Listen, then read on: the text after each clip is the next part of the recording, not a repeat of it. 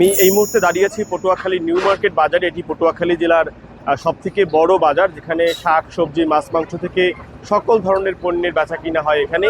এবং এই বাজারটি স্থানীয় বাজারের থেকে বেশ জনপ্রিয়, কারণ প্রশস্ত বাজার। আমরা আজ খোঁজখবর নিয়ে দেখেছি গত সপ্তাহের থেকে এই সপ্তাহে পটুয়াখালীর নিউ মার্কেট বাজারে মাছ মাংস সবজি সব কিছুরই দাম বেড়েছে। এর মধ্যে সবথেকে বেশি দাম বেড়েছে সবজির। কেজি প্রতি 20 থেকে 30 টাকা দাম বৃদ্ধি পেয়েছে। আমরা আজ বাজারে এখানকার যে সবজির দাম সেটি একটু জানানোর চেষ্টা করব। গত সপ্তাহে প্রতি কেজি শসা যেটি বিক্রি হতো 40 টাকায়, সেটি আজকের বাজারে শনিবার এখানে বিক্রি হচ্ছে 60 টাকায়। গত সপ্তাহে যে করল্লা বিক্রি হয়েছে 80 টাকায়, তা আজ বিক্রি হচ্ছে 100 টাকায়। গত সপ্তাহে যে চিচিঙ্গা বিক্রি হয়েছে 70 টাকায়, 60 টাকায়, তা আজকের 80 টাকা বিক্রি হচ্ছে। এখানে পটল বিক্রি হচ্ছে 70 টাকায়।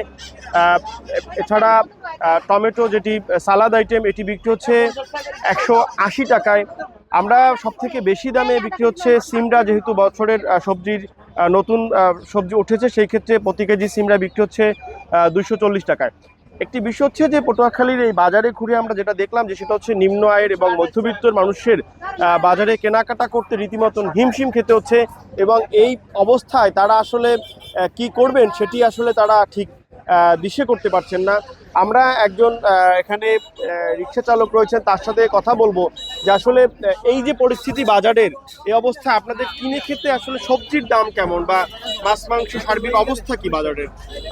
সবজি তো আমরা মনে হয় কিনতেই পারতেছি না। যেমন 1 কেজি পটল যদি 50 থেকে 60 টাকা বিক্রি হয়, তাহলে আমরা মনে হয় সারাদিনে 4 থেকে 500 টাকা ইনকাম করতে পারি। কারণ 1 কেজি পটল 60 টাকায় কিনলে আরও তো অন্যান্য মাছ তরকারি সবজি আছে, তা আমাদের মতো মানুষের তোগুলো খাওয়ার ঠিক। ইলিশ মাছ যে কবে খাইছি এগুলো তো আমরাই বলতে পারি না।